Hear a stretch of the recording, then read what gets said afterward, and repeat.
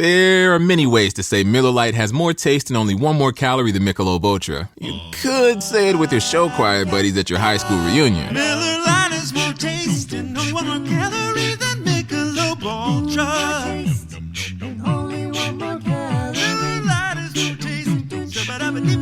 However you say it, it's Miller time. Celebrate responsibly. 2021 Miller Brewing Company, Milwaukee, Wisconsin. Beer for 12 full ounces. Miller Lite, 96 calories, 3.2 carbs. Michelob Ultra, 95 calories, 2.6 carbs. Taste test performed by Institute for Perception, February 2018. Introducing MS Journeys, a podcast series created specifically for people living with multiple sclerosis, brought to you by Novartis. Tune in for new episodes the third Thursday of each month at 7 p.m. and repeats nightly to hear iHeartRadio personality Scary Jones and patient advocate Kate Milliken reflect on the journeys of resilience and courage from people living with MS and so much more. MS Journeys will feature patients, their care partners, and experts within the MS community sharing their stories and insights. Listen in on the MS Vibe Station or find it using the iHeartRadio app by searching for MS Vibes. The volume. Jenkins and Jones is brought to you by FanDuel. It's never been easier to play fantasy on FanDuel. Whether you love basketball, golf, soccer, or any other fantasy sport, there's a contest for every fan. FanDuel, more ways to win.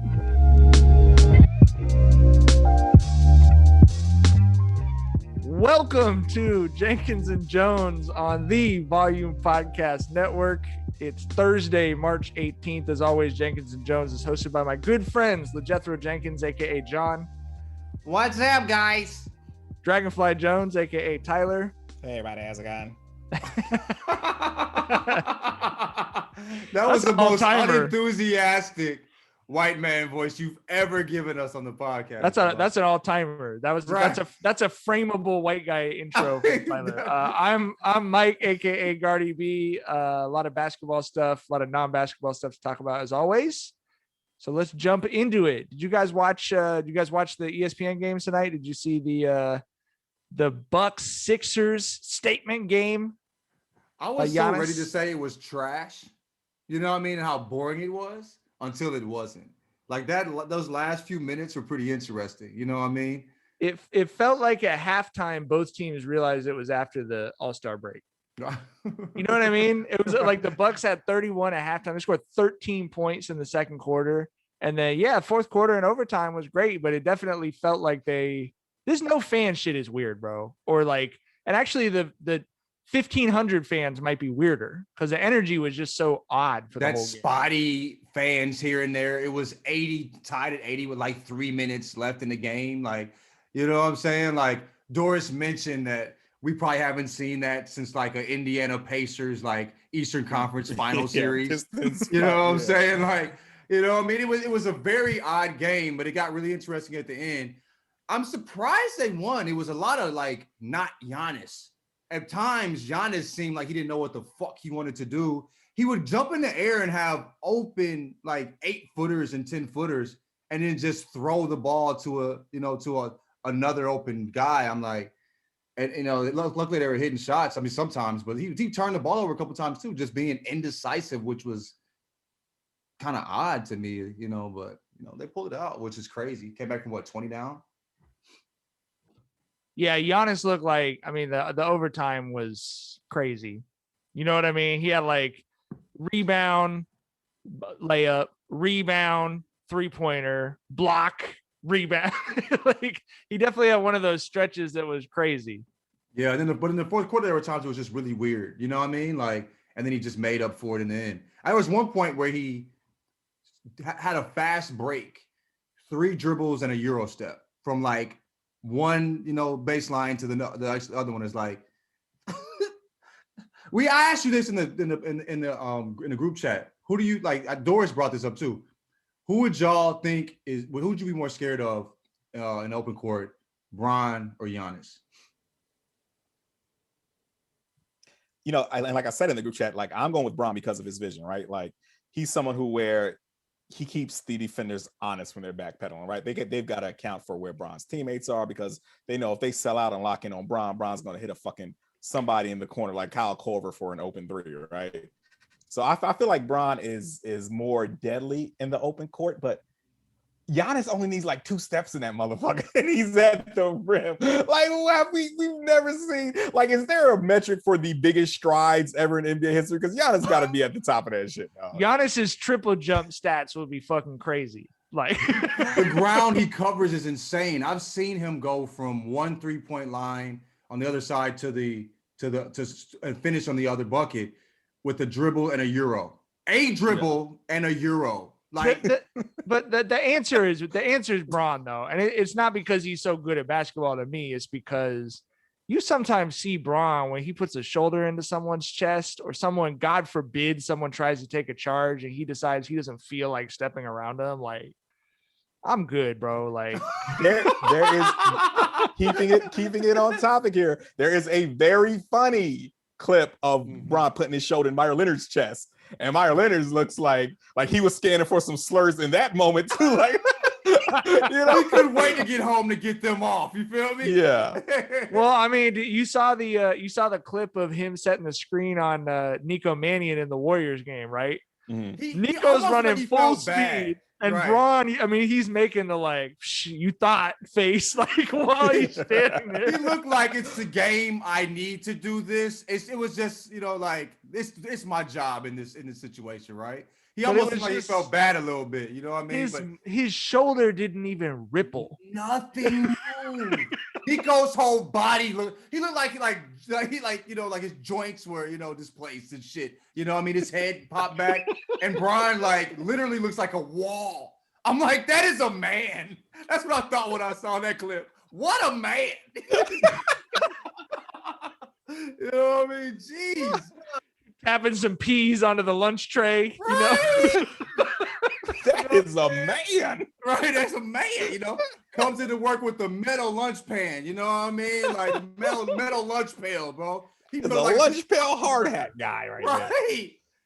Man, right to his chest, and he didn't move at all. I'll tell you what though about that game, and I know Embiid is out right now, so I mean I think people are right to point out that Embiid is out, and people are also right to say that Giannis looks like he's coming a little bit more aggressively. You know what I mean? Oh yeah, this is the best Giannis we've ever seen, and that motherfucker's gonna be like 11th in MVP voting because of like voter fatigue, and they're not gonna give it to him 3 times in a row. Like, that is some Mount Rushmore shit right there. If you win 3 fucking MVPs, but this is why basketball is America's sport, bro. Like, we talk about voter fatigue in the MVP. You know what I mean? Yeah. Like, that's the most American shit ever. Like, we're tired of voting for him. Right. But I would say I definitely felt more confident after the game that the Nets are coming out of the East than I've like ever been. Because you just like, those teams cannot play defense, bro. No, I think with Embiid back, they'll be, with no, for sure the Sixers with Embiid back, but I still don't think that they match up.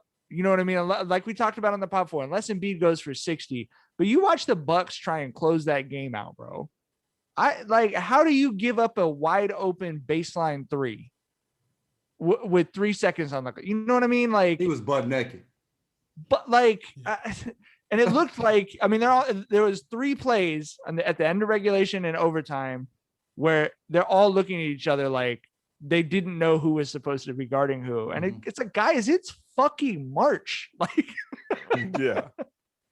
I don't know. So I'm like more confident than ever. You watch the Nets, like the Nets just have that shit. Like, they're not even at full strength and they're just winning easily, like 14-15, chilling. Debatably, the best player in the world is not playing, and they're the hottest team in the NBA. I looked at James Harden's stats. I think I forgot who they were playing, but it was earlier this week, and he had like 17, 15, and 15. I'm like, their fucking point guard got 15 rebounds. You know what I mean? Yeah. Like, what? Like, dude, James Harden, if we talking, I mean, we were like, what he's been doing, like this, for me, like watching him as of late, this is my favorite James Harden. You know what I mean? So James Harden is fun to you now. I'll say this. I've enjoyed watching him play, but in Houston, like as the guy, I didn't enjoy it, but I mean, I guess I got Kyrie to kind of balance it out. You know what I mean? But yeah. I always respected how savvy he was. I think, he's better equipped to play today's game than anybody. You know what I mean? Yeah. Like the way he approaches it, probably the best approach to basketball with the rule changes and all that type of stuff and how the game's played now, right? Yeah, But it's go a ahead. beautiful contrast because like Harden has like old man 53-year-old dad game and he's just super crafty and wild, and then Kyrie is like the fucking wild ass 14-year-old who just hit a growth spurt and is like realizes how nice he is, right? Like it's fucking reckless abandon and old guy craftiness on the same fucking team. You know what I mean? But yeah, the way he's approached, his role in this team, I've enjoyed watching it for sure. And like I said, you said the balance with him and Kyrie, that's yeah. Yeah. I mean, there was a point where I was like, we'll see how this works with having to tell Kyrie to take a back seat. You know what I mean? When Kyrie was so big on, he wanted to be the man and have his own team. And Harden came along and he said, yo, I'm the two now. Harden's the point. And I was like, okay, well, that fucking concern goes out the window right now. You know what I mean? Right. And they are making that shit work, man. Yeah. I mean, the Nets Kyrie's doing Kyrie shit. KD, when he's playing, he's looking just like KD. And Harden's the one that's kind of fit himself, wherever he can get in. You know what I mean? Like, and it's worked. You know what I mean? Like 2 years ago he was MVP, and now he's approaching it as like, yeah, I'm gonna let y'all do y'all thing, and I'm gonna just, when y'all need me, tag me in.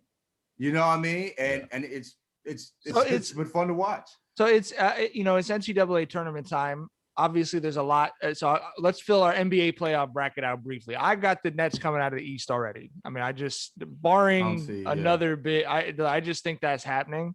And then who are you most worried about in the West for the Lakers?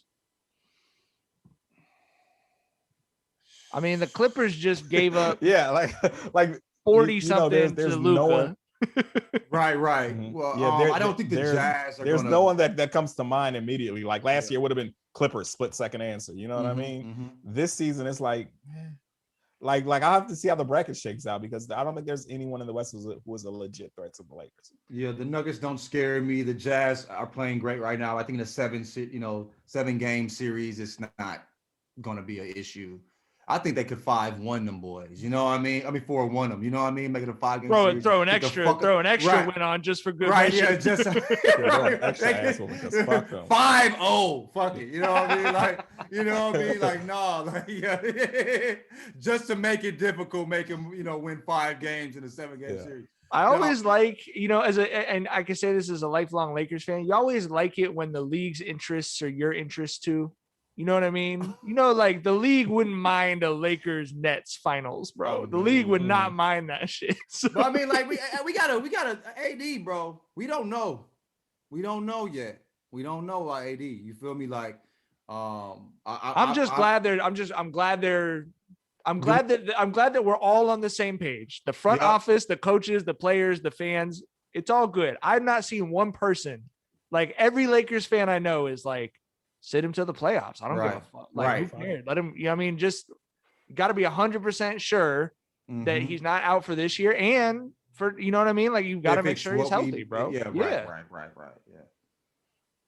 So shit, I don't know. All right. Did you guys see Steph go down and break his ass in the, no, what happened? He was stumbling backwards off court, and a lot of the places have basically left the metal risers that you put the kind of folding chairs on for those bottom couple rows, and he went up. There's no seats there, but the risers are still there. So his heel caught. He's stumbling backwards, and his heel caught. His feet went up, and he landed directly on his ass and left with a tailbone contusion. That they're going to hope is just a contusion and not obviously anything more serious than that. But have you ever done anything to it's called the coccyx? You ever done anything to your coccyx? Did you see his face immediately upon landing though? That's why I thought it might be broke, because I've had friends break it. When you break it. I mean, that was a what the fuck is that? Face. Right, I've never noticed that bone before in my life. Right. This is happening in this position. Like, whoa, like, you know what I mean? That was I haven't felt this in this position before. Face. I hope he's healthy, man. Like, Steph's playing too good. He's too fun to watch. They said they don't think it's broken, so it's just. I mean, I'm sure he won't play the rest of this week, and depending on how bad the bruise is or whatever, they'll give him some time. But rest him however long as possible. They're not good. Steph's good. They're not. You know what I mean? No use. I mean, Simple as that. next year's the year when they're trying to get back. You know what I mean? When they get Clay back. So I wanted to talk about Dame Lillard like fully summoning the spirit of like Nipsey or like Kobe, just like, you know what I mean? Like goes for 50 and the win, and then like by far the best post-game interview that we've probably seen since the fucking pandemic started. Like off 20 shots, different, dude. 10 assists, 20. God, you know what I mean? The post game inspiring, doing like, dude, like, is there any when Dame started doing Dame stuff, was there any doubt how it was going to end? He is the one player who no lead is safe around him. Like there's no other player who a lead is least safe around than Dame Lillard. I feel like when they started, it's ridiculous. When they started fucking up, turning the ball over and all that, I'm like, this is the last player you want on the court when you're doing this type of shit. You know what I mean? And once that turnover they had, like when they were down, what was it down? The Blazers were down 1 when he turned the ball over. I'm like, it's over. It's over. Cash it out. I didn't know. I didn't think he was gonna get fouled, but I mean, I knew how whatever happened, Dame was gonna be involved in winning that game for the Blazers. There's no way. The most clutch player in the game, and we've seen, like in the since the bubble, you know what I mean? Maybe even, majority of last year. Is he the number one player in the league where if he's down by 2 and he lets a 3 go, is he the person in the league you're the most sure that the ball's going in? Last person I want to see take that shot from one of the other team. You know what I mean? Yeah. Shit. I don't know. But the talk obviously is around where he belongs in the MVP discussion. I think the latest Vegas odds with Embiid being injured are Braun, Joker, Embiid, Giannis, Luka, and then like some order of Harden, Curry, Dame. I think before I would say Luka, you know what I mean, and Giannis. I think Dame should Dame, sure be higher than that. I don't think you can. I think Harden's up there. But I don't think you can talk about the MVP race without mentioning Dame.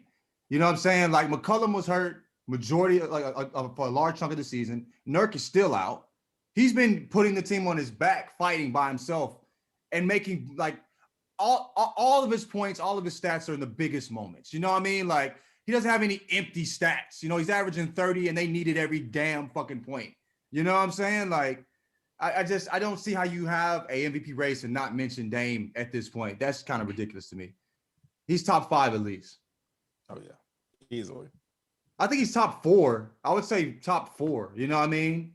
And then, like 5 is Harden. You think Braun's gonna win it?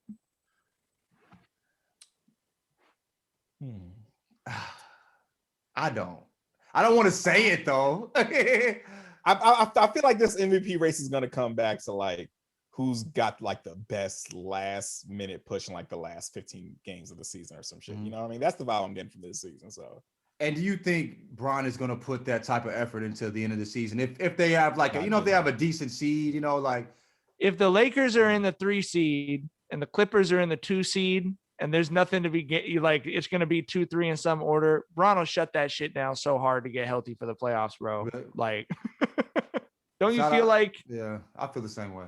But at the same time, I think he was a little bit offended last year. I mean, he is clearly thinking about some of the legacy shit. You know what I mean? In terms of like being the oldest to blank, so I don't know. Maybe I don't think he'd put anything over being healthy for the playoffs.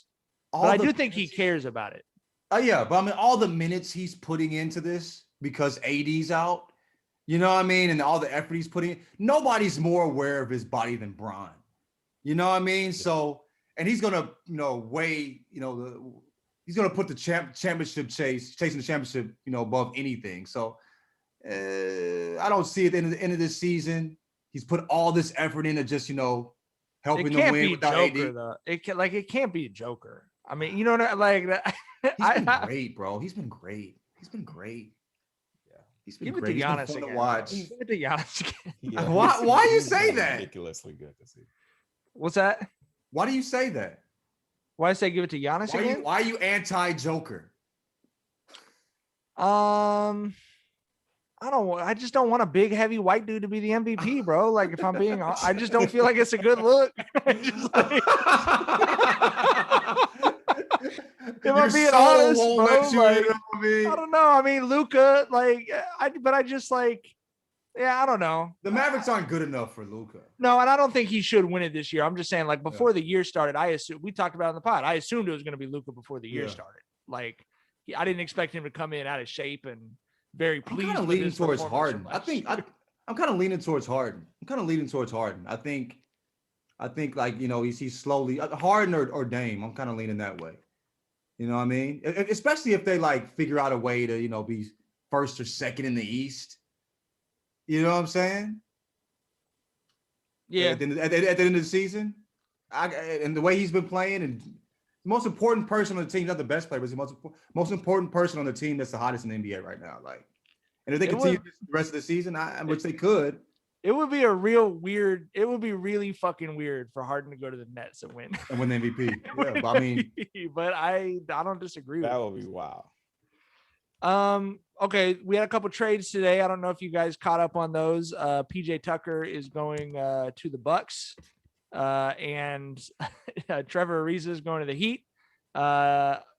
Which one do we actually give a fuck about, though? I mean, you know, I thought this happens every year in the league, that the guys that are buyout eligible or trade eligible, particularly bigs, they get played up a little bit. I mean, you look at we're doing the same thing, you know, everyone looking to see the Drummond buyout, you know what I mean? Yeah. It's just like these dudes, I mean, come on, bro. Like, PJ Tucker is gonna put the Bucks over the top against the net. You know what I mean? I don't see it. I think it signals to Giannis that they're trying, is I think what it does, in my opinion. Myers Leonard went home. That's the funniest one. That's the most right. Brought his ass to the smack dab middle of America. Right. God damn, Myers Leonard out there dancing with trailers and shit. We shouldn't even say Myers Leonard. The contract with Myers Leonard's name on it got sent to Oklahoma City, where I think they're just using that as a financial piece. I don't think he's actually. He's probably not moving. You know what I mean? But whatever. That I did get a good laugh out of that. That was good. John, you wanted to talk from Miami to Oklahoma because of Twitch. Like, God damn. what the fuck? What reality are we living in right? Bro, but he deserved it. Crazy, you know what I mean? He is not the victim here. I'm not at all. I'm not at all saying he caught a bad break. That's just remarkable. Like the shit that's just the way shit breaks for you in 2021, right? Like, you're in Miami 1 second, then you're just on Twitch being a dickhead, and now you're in Oklahoma. Like, that's the way shit moves now. Somebody on sniped too. Like I was gonna say, somebody on Twitter said, "Do you think the kid the undoubtedly 14-year-old kid that sniped Myers Leonard has any idea what they set in motion?" They probably know. That's some butterfly effect shit for real. Right. They went and ate a bowl of fucking Apple Jacks after like shit was sweet. You know what I mean? Continue their day not knowing that, you know, they got Myers Leonard to show exactly why everybody was holding his knees, you know, during the anthem. You know what I mean? They cracked the case wide open. On the next episode of Ghost Rider. You know what I mean? Like, they figured it out. You know what I mean? They figured that shit out. You know what I mean? So I love how much homage we paid to Ghost Rider on this. I love Ghost podcast, Rider, bro. What's crazy about Ghost Rider? There was like 3 minutes of actual show. You know, a lot of it was lead up and then like leading out. You know what I mean? But like actual action in the show, there was maybe 3 minutes, a whole bunch of commercials, but I loved the shit out of it. I couldn't wait till, you know, what was happening next time on Ghost Rider. You know what I mean? Find out next time. Ghost Rider. Right. That was a pretty shitty situation for those characters to be in when you think about it, because it's like, bro, like, for one, I'm like 12 years old and you're making me fucking solve crimes, and then I got a fucking ghost telling me how to solve this shit. Right. Like, what type of shitty existence is that for a 6th grader? That's spooky as fuck. Spooky as hell, bro. You know what I mean? That's like if that show is on. You're a crime fighter and a fucking paranormal expert at 11 years old, right? And I ate that shit up, that's a heavy burden to bear, bro. What's crazy is you say that, and when I was young, I wished it was me. But if it was me, I would have fucking hated it. You know what I mean? It was on TV, so I wanted it. But in real life, when you break it down in that way, that is a horrible situation to be in. I just want to go play basketball. Bro, I don't want to solve any more crimes. Bro, you ghost. Right? Leave me alone. You 11 years old and you know, following your passion of being a journalist, and a motherfucking ghost tells you there's a dead body in the alley that you need to go look at. Like, bro, what the fuck? Bro, dog, I'd like, be bro, a ruined kid. Right, I was just typing a report on how much I love Lucky Charms, and now I gotta go identify a body at the morgue. A fucking ghost pulls up. You want to see a dead body? No, I'm 11. You know what I mean? My teacher said I should take a picture of the trash pickup on Saturday. Right. Dog, man. Got me breaking up a meth writer. Yeah, man. God damn, they traumatized shit. I never kids. even thought about that. Damn, man. Yeah, fuck Ghost Rider. Everything man. was trash, dog. Even Ghost Rider. Damn, that's crazy as hell, bro. There was 4 minutes per show of actual action, and all 4 minutes was horrifying. You know what I mean? When you break it down. Jeez. I'm putting Ghost Rider on the doesn't hold up list. The official does not hold up list for Jenkins and Jones. All right, we're not referencing. We're gonna say Twitter would have lit Ghost Rider's ass up. There would have been hashtags 11-year-olds are not your mules and all types of shit, bro. Like Twitter would have got Ghost Rider the fuck up out of here. It would have lasted 3 episodes. That motherfucker went like 15 seasons. They would have ended in 3 episodes in 2021. You feel me? Fuck out of here. 6th graders do not owe you emotional labor. You're fucking right. Fuck Ghost Rider, man. God damn, we just let Ghost Rider ass up for like 5 minutes. Ghost Rider wasn't doing shit, bro. That show elderly as hell. We just beat that motherfucker up, dog. Damn. Why did it need to be middle school journalists? Right, it was. It could That's at least been high that's a school. good That feels a point. little different, right? But like, You know couldn't what have gone I to the mean? college paper, bro. Right. They're still reading like R.L. Stein and Christopher Pike books in that age. You know what I mean? Like, shit, right? you feel what I'm saying? Damn. John, you wanted to talk about a comparison for LaMelo? Clorox knows you want your clothes smelling fresh and clean, but so what happens? That's why we created Clorox fabric sanitizers to freshen up your clothes between washes, pre-treat extra stinky laundry, and make sure every last odor comes out in the wash. Clorox fabric sanitizers take care of all that and eliminate 99% of odor-causing bacteria. Plus, they're bleach-free and safe for all colors and fabrics. When it counts, trust Clorox. Well, I was talking to Vinny Goodwin. I want to give him credit on this, but he brought this up and it was really interesting. He was talking about his size, his speed, how good he is.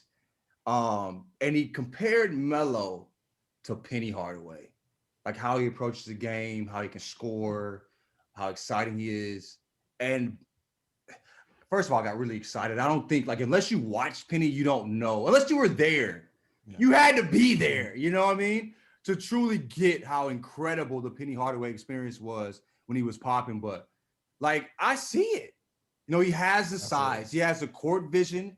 He can score. He's athletic as hell.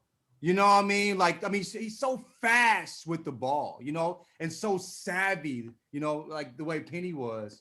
I mean, we've only seen like half a season. But, I mean, based upon that half a season, that comparison holds up, and that is fucking crazy to think. And it's also crazy to think I never even thought about it when I saw him play. But it makes sense. It makes sense. Yeah, it's like when you hit me with that comparison, I was like, yeah, how did I never see that shit before? Right. Like I totally agree that, you know, it's the whole, you know, the silky smooth but explosive finish, you know, ridiculous court vision, ridiculous passer, and that fucking spin move. Like Penny's spin move was one of the best ever, and LaMelo's spin is mean as fuck too. So yeah, I definitely do see you know, Penny and LaMelo's game. But at the same time, you know, those are big shoes to fill. Penny was a bad motherfucker. Bro, we was copying Pennies like Jays, dog. I was gonna say, I don't think people understand how big and how good Penny was. he was like first team All NBA like his third year in, right? Like he was fucking bouncing MJ in 95 out the fucking playoffs, and MJ was showing up in the pennies in that series, right? That's the only other shoe he ever wore, right? Was the penny, right? That's the only other shoe that wasn't his. The pennies are the only other signature shoe MJ ever wore. Penny was the second biggest guy in the basketball signature shoe world behind MJ for a minute. And the motherfucking foam posits were the first sneakers I ever remember being more expensive than the Jordans, right? They were like 160, right? That was insane. Like 160 they was like 180 and like 98, which is like $700 now. right. But beyond what he meant, culture wise, impact wise, sneaker wise, Penny was cold, man. Cold. Like there was a time where, like I said, first team All NBA his third year in. There was a time where the only guard better than Penny in the world was Michael Jordan. Like you cannot oversell how good Penny was. He was ridiculous, man. But I do see, fingerprints of Penny's game and LaMelo, absolutely. But like I said, LaMelo got some work to do before he can. But I would say, like for the me, blueprint's there. The blueprint's there, but also it's been a few years since there was a rookie who is as exciting to me as Melo. Like I'm as excited about Melo as ESPN wanted me to be about Zion. You know what I mean? Like, like he's one of those rare dudes, especially as a rookie, where every time I see the Hornets, I'm happy that you know what I mean? I've never felt like it was a waste of time. Like, I'll be honest. Like if I see the Hornets are playing, I'm turning the TV on. Like, you know what I mean? Like he has me watching Hornets basketball, and not just watching it. I'm watching a lot of it. You know what I mean? Like the way he approaches the game, I've literally never seen somebody as young as him approach it in that way. You know what I mean? Like, did you see when they asked him about playing Braun? No, what'd he say? They asked him today because they're about to play the Lakers, obviously, and they said, I'm trying to remember. I'm trying to remember what the wording was, but it was like, are you looking forward to playing LeBron, or like, is that going to be a crazy moment for you? What did he say? It's just basketball. He said, I mean, nah. Like, bro, dude, look, like people. This is how you know. He said, I grew up different than that, man. I wasn't really on basketball like that. Like, I'm gonna go and try and win the game. Like he said, I remember seeing something where he said he didn't really watch a bunch of basketball. He played it. You know what I mean? You could tell because he's a hooper, not just a basketball player. He learned by playing the game. You know what I mean? But I think like what he went through, like when he was 16, where he was like, there were actual outlets questioning if he was the most hated high school player ever. He was probably more hated than most NBA players have ever been hated. You know what I mean? Like grown men were excited about his mistakes, like reveling in his mistakes. I will never forget. Because I'm working and covering basketball in Southern California when he had the like 90-point game, and they shit on a 92-point game. Twitter was clowning it like he was just cherry picking. Like, do you understand? I was like, the kid to get 90. I was like, the kid went 11 from 14 for three. For three too, but it's like he cherry picked. Y'all are finding a way to shit on a 15, 16-year-old who got 92 points. But like the fact that didn't like debilitate him in that way, because he was getting shit on like an adult. You know what I mean? People were crazy. People took all their feelings about his dad, all the resentment about his older brother being so good. Everyone took everything out on him because he was kind of an awkward looking little kid. You know what I mean? Also, I think the way he played, like, but bro, 92 points is. Go ahead. 92 points is ridiculous no matter how you cut it. Like, if you told me, if you woke me up on a Saturday morning and rolled me a basketball, I was like, yo, go down to the gym and get 41 buckets. That's a chore.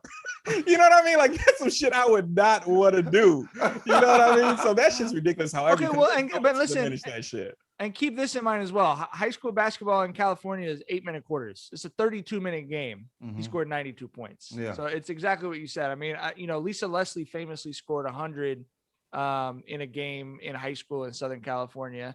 And what I've always felt like with her, again, it's just like, it's just the physics of it are just difficult to do. I mean, like 32 minutes of game time, you have to score 100 points. She wasn't shooting any threes. So, 50-ish field goals. That's quite a pace to keep up for an entire game. Right. But yeah, man, it's like it was such a wild time. But to see like him, how he's embracing, playing against the best players and potentially the best player that ever played tomorrow. It makes sense, being that how we saw him handle shit that most grown men couldn't handle. You know what I mean? But it's what's crazy is I love how it's fun to watch him because you see that he's having fun.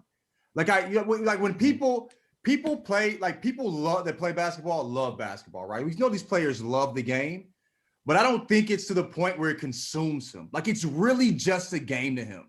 You know, to a lot of people, they love it so much. And when things get down, they get so down because they're so obsessed and their love for the game is consuming. I don't think it is for him.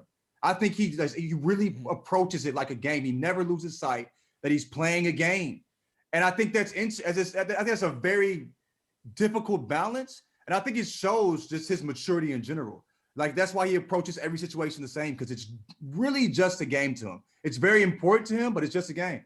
So when he's playing Bron, he's playing a game against a good guy that's really good at that game. Nah. You know? Like, I mean, to him though. I know. But no, that's what I'm saying. Right. It was a perfect response. He's just like, because he wasn't like trying to sell it. You know what I mean? It wasn't like it's just another game. He's just like, I mean, nah. And it's so believable, right? Like you didn't question if he was. He was like, no, I just, I don't think the way y'all think, you know what I mean? Yeah, it's great. Like Melo is super dedicated to being the best basketball player he could be, right? Like there's no question of that. But it also feels like he thoroughly enjoys how good he is too. And it's like you rarely see that balance where you have like, a maniacal obsession of being great and someone who, has fun being as great as still fun. Right. And it's still fun. You don't see that often. Like I love that clip of him in that classroom in high school where he's going around putting the camera on all his homies on the team and talking about how he busts their ass all the time. Like, oh no, put the camera on him. He can't do shit with me either. He stayed backpedaling. Right. Yeah, I love that fucking clip. Man. Did you see him cross over Lonzo in their backyard? They were playing. He was playing Lonzo, crossed him over and made him fall. Made Lonzo fall. This is when he was in high school. Laid it up and just took off. Ran in the house like, you know what I mean? Like that dude loves playing basketball, but he's not consumed with it, and that's crazy to see. I also think if you're a casual basketball fan, you're an NBA fan, what you saw was, okay, Lonzo's not as good in the league as maybe people thought he was going to be, and LeVar is a big personality. If you've followed that family, if you've covered that family since, they were younger in high school, Lonzo was the fucking man in high school, bro. Oh, yeah. Lonzo walked into Long Beach Poly and did some shit that no one had done in there since DeMar DeRozan. You know what I mean? Like he had NBA vets from Poly coming out of the stands to tell him great game and shake his hand after the game. You know what I mean? Like, and then, LiAngelo has been completely passed over. LiAngelo hit like 15 threes in a game. He's the best shooter of the three. He's just not the best basketball player. And so Melo was, he had all their dad's big personality shit. His brother is like the best high school player in the country, and he's 2 years younger than him, going up against him every day for his whole fucking life. Right. And then the middle brother is a hooper. He can shoot the lights out too, right? So like he grew up in the most unique laboratory you could ever have created to bring the equal parts talent and personality. So he's so much fun every time he plays. He's so much fun. It's interesting. Why I saw like this like behind the scenes stuff where LiAngelo was still playing, and LiAngelo put up crazy points. And he was really good at like when they were both on the same high school team. And Melo was just like, I was the best player of that team. You know what I mean? Like I was the best, and that's the way he just wasn't. LiAngelo was getting buckets. The best shooter was, but it was like, I don't care if you're older than me. I don't care how many points you got. Like I had a 92-point game, and that's all I'm gonna say. I'm gonna leave it right there. But I was the best player on that team. I don't care what nobody says. God could come down and be like, no. He'd be like, no. He looked God straight in his face and be like, I was the best player on that team. However you feel is how you feel. You know what I mean? It matters not to me. It matters not to I. You know what I mean? Like, It matters not to I. it matters not to me. Thine opinion is thy own. Are you guys excited are you strapping yourselves to the couch for the NCAA tournament? How much college basketball are you planning on ingesting over the next week? A schmedium amount? I can't believe how little college basketball I watched this season. Like, I watched almost none outside of games that I was covering, but I am planning on like soaking myself to the fucking eyeballs in the tournament. I'll tap in for Jalen Suggs. I'll tap in for Jalen Suggs for sure. Yeah, I love the tournament. I love especially the opening rounds of the tournament. I love that shit regardless of how invested I am in the college basketball season. That shit is cliffhangers, nail biters. I love it. It'll be on in the background, and then like if it gets when you get announced and turn up, right? You tap in at the under 4. You tap in at the under 4 time. It'll be jazz prior to then. But though, like you Tyler, said, Tyler, as you and I both have been basically lifelong work from homers. Like, is the tournament is the ultimate reward for people who work from home. I mean, I just like. It's 4 straight days for me. Like, I'm working, but I can be in boxers watching basketball for 14 hours at the same time. Right. The tournament, the opening rounds of the tournament were always the moment to me where I would like work in like public because the weather would be nice. It would be like 70-degree days. I'm like, okay, I'm taking my fucking laptop and I'm going to a bar and I'm a fucking, you know what I'm saying? I'm a fucking, drink some beer and eat some fish and chips and shit at fucking 1 PM on a fucking Thursday and watch college hoops. And COVID kind of took all that away from us. But yeah. But yeah, that's kind of what I think about when I think about the opening rounds of the tournament. Jenkins and Jones is proud to be presented by FanDuel. Never played FanDuel Fantasy before? Great! Exclamation point. FanDuel is offering up to a $500 bonus instantly when you make your first deposit with our 20% deposit match. Why do you play on FanDuel? FanDuel Fantasy is an easy app to use. That's why I use it. I like that you can pick a new team every game. And I like competing for cash payouts because cash payouts are fun. FanDuel is offering new users a deposit match of up to $500 when you make your first deposit. Go to FanDuel.com/cowherd for more info. FanDuel.com/cowherd. FanDuel, more ways to win. The only thing better than grinding all night for your side hustle is your roommate picking you up with Mickey D's breakfast. The perfect pickup deal. There's a deal for every morning at McDonald's. Right now, taste breakfast perfection when you get a warm and savory sausage McMuffin with egg for just $2.50. Price and participation may vary. Cannot be combined with combo meal. Will somebody answer that damn phone? Do you know what time it is? It's time for the group chat. All right, I'm very excited. We're introducing a new segment. We've been waiting. This is much anticipated within the Jenkins and Jones group chat, at least. Did we ever name it, Tyler? Did we ever name this segment? Hell no, I don't think we did.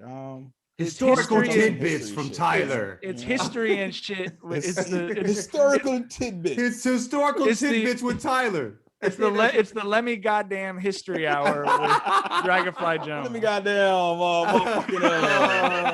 I'm gonna jump on into it. You feel me? Let me goddamn. Yeah. But I guess we're gonna start off this week. I want to let it be known that I am a fucking Mongol Empire stan. Like, the Mongol Empire is so fucking interesting to me, dude. It's the largest empire ever by, territory, by landmass. And like, Genghis Khan is like the biggest fucking rags to riches story in human history, possibly. Like if you look at other emperors, they came from royal. Yes, absolutely. If you look at other emperors, that is an entertainment fucking. Hear me out, bro. This mother, like if you look at other empires and emperors, the emperors come from royal lineage.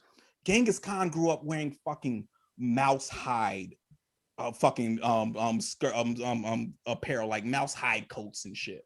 Like he getting killed his clowned. brother for he killed his brother for like eating a rat that he killed.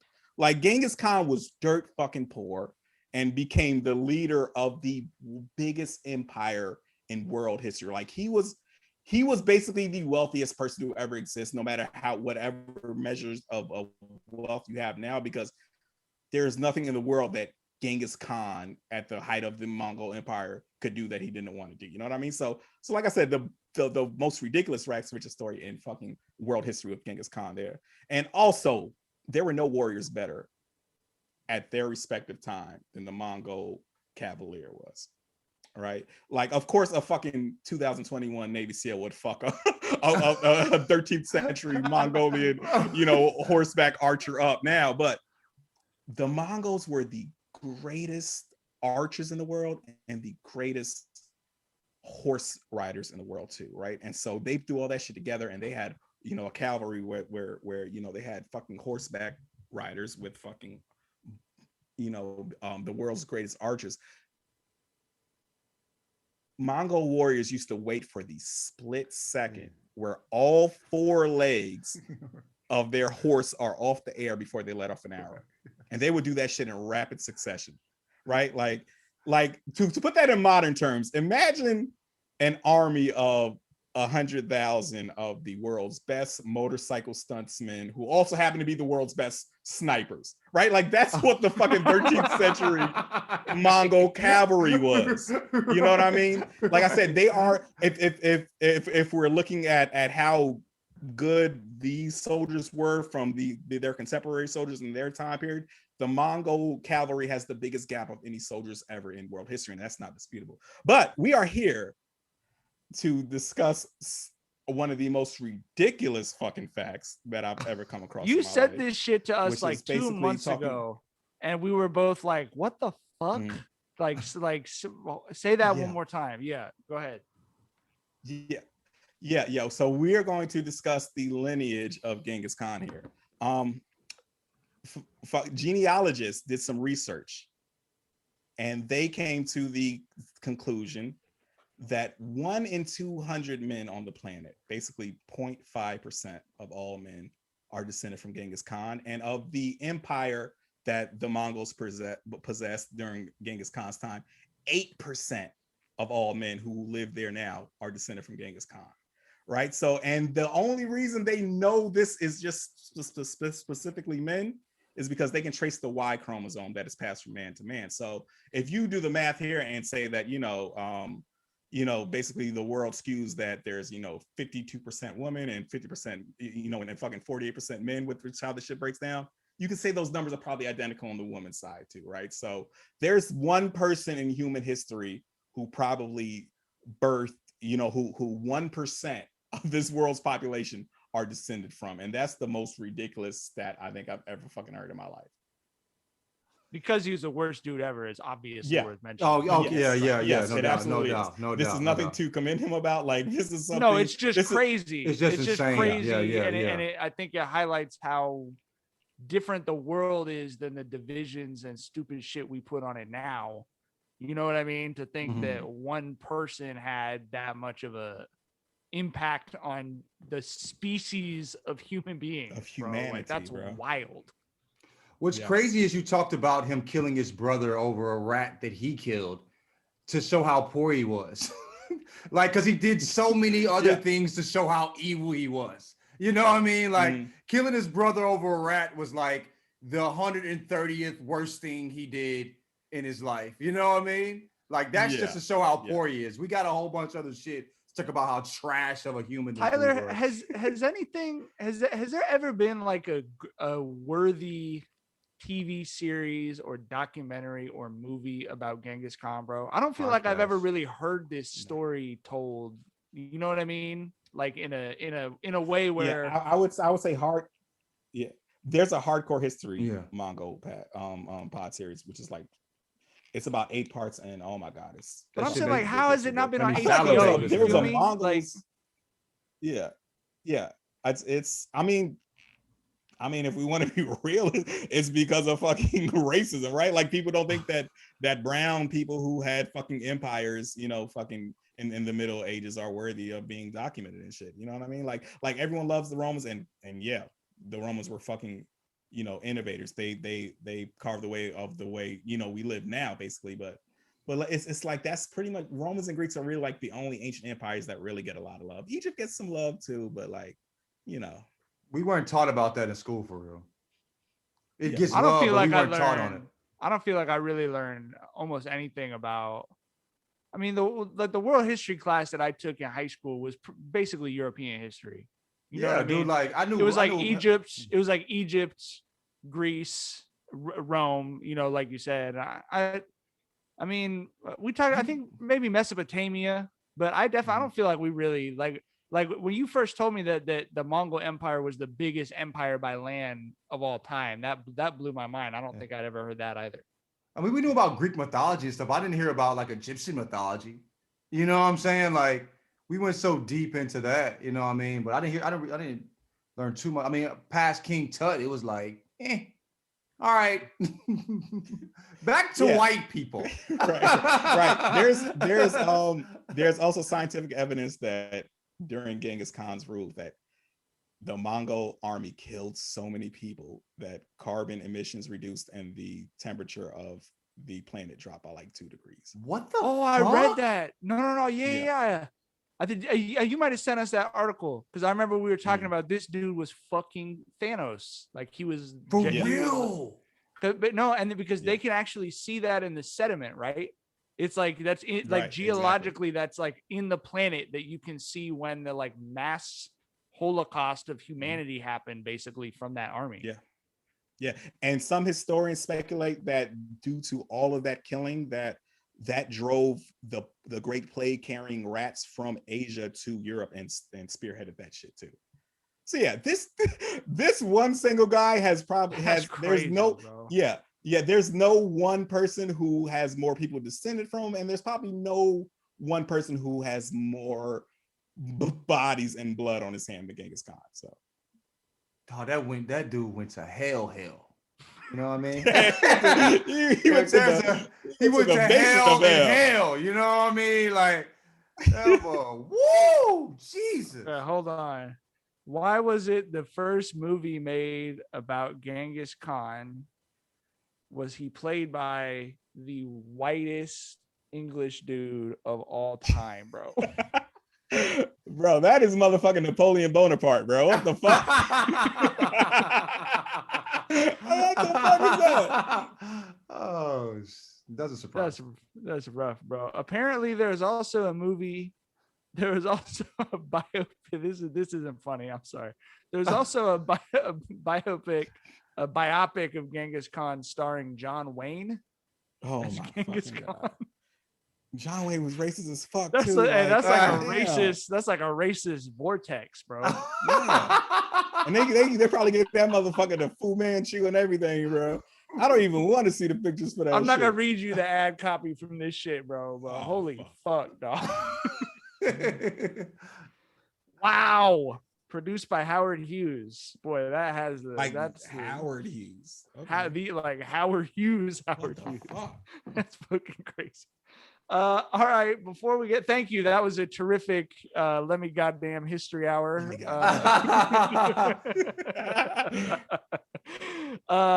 Man, yeah, that's crap. I'm excited to turn you loose on history every now and then, bro. I love that shit, man. That's secretly your calling, bro. You don't know it yet. That's my wheelhouse. Yeah, I bet that's what it ends. You know what I mean? I bet that ends up being the thing that is like, I always think this is a morbid thing to think about, but as a journalist is what I bet that ends up being the first sentence in your obituary. Like Tyler created he brought history to the common people. Like. I remember I knew you was a weird dude when you told me that you would go to Wikipedia and hit random and just get lost in you that see some interesting shit, bro. And I'm like, I love you. That is that, you know what I mean? Like that is, I loved how weird that was. I'm like, yeah, this dude he different. Yeah, Yeah, I used to do that shit all the time at work. Like just fucking, Right.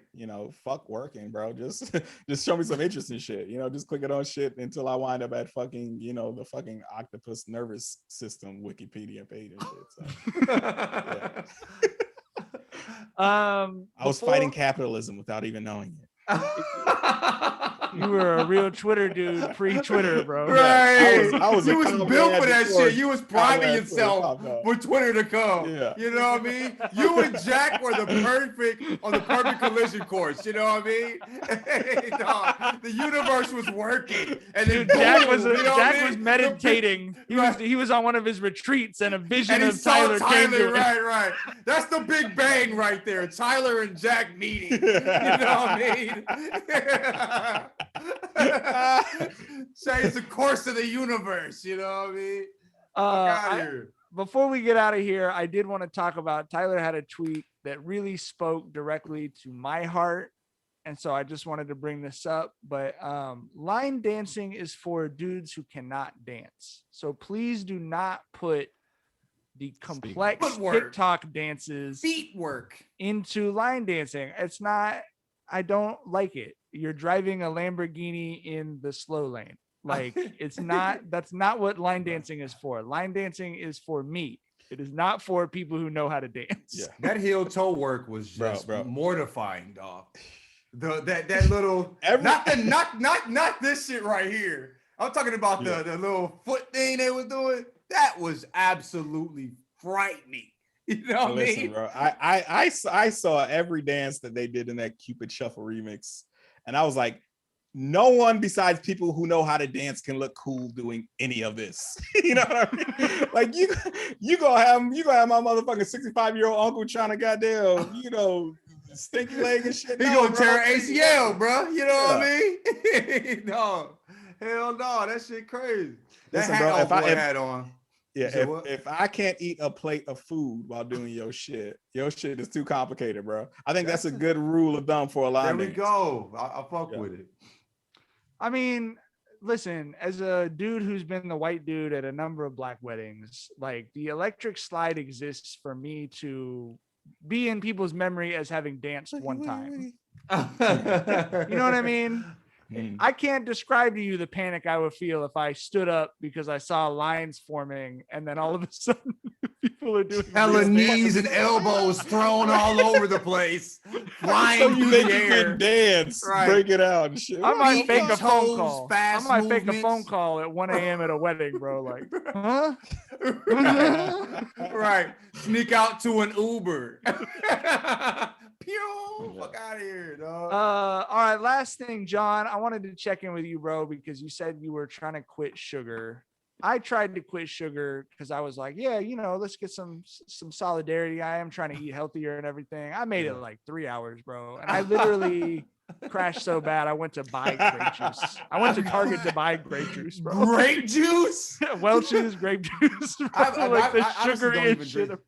I don't drink juice at all. I feel like if you want sugar so bad that I feel like if you want sugar so bad that you will settle for juice instead of like a honey bun, then that's like an intravenous juice injection. You might as well got that shot into your body, bro. I learned something about myself. Right. I learned something about myself in those 3 hours because all I could think about was you're not going to eat any sugar. Right, bro. Like for me, like, I didn't eat a bunch of sugar anyway, right? You know what I mean? So like I wasn't drinking sodas and shit. Like Shay Serrano was talking about he's not doing it. You know what I mean? And I'm like, Shay, like, bro, you going from sugar, like no soda to no candy in 3 days? Bro, you trying to get off crack. Cold turkey, bro. Like that, no, for real. Like when I the first 3 days, I felt like I was having symptoms similar to a heroin addiction, bro. Like headache, twitchy. You know what I mean? Like, you know what I mean? But like now, like if the thought of eating a piece of cheesecake actually makes my stomach hurt. So I think they said after 10 days, but it's been about 2 weeks. So I feel way better now. I feel like I don't really trip off like that anymore. I get mine out of fruit. I get it out of fruit. I eat a lot of fruit. You know what I mean? I don't know if I can make it 10 days. I'm gonna try and make it 6 hours. I'm gonna try on Saturday to go 6 hours. Go for I believe in you. You can do it. Bro, you have a problem, Mike. That's what I'm telling you. Bro, we need to do a segment, have an intervention, bro. Oh, Char would be happy to come on Bro, an intervention bro. about, yeah, for sure. Man, that when you like, My I dog said should he have can't known when go you said 6 you really hours, got bro. juice. I like, eat sweets like twice a month. right, but Tyler, you're weird, bro. I told y'all when I tried to get me that acai bowl that time.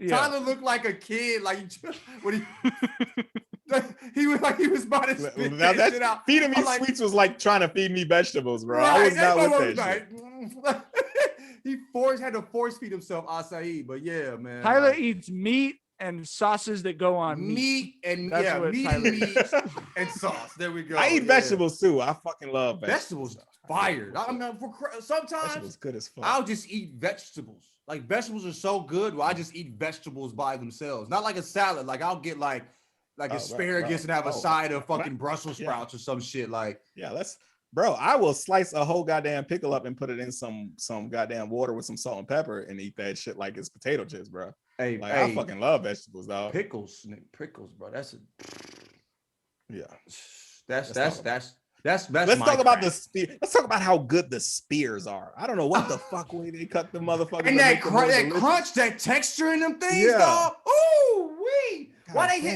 and they hit you right here in the back of that jaw. Yeah. You know what I mean? Yeah, right that there, taste right there, gets your whole where your shit mouth. sizzle a bit. Right, Yeah. it gets back to points where taste doesn't touch. I don't even have taste buds back here, but I can feel it. You know what I mean? It fills your whole mouth up with juice. You know. All right, I've got a pint of Haagen-Dazs chocolate ice cream calling my name. So we're you about to smack. I'm about to just. You about to beat the shit out of that Haagen-Dazs. Thanks for tuning in. Thanks as always for listening. Subscribe, tell your friends, do the 5 stars, do all that great shit, and have a great weekend, y'all. We'll see you on Monday.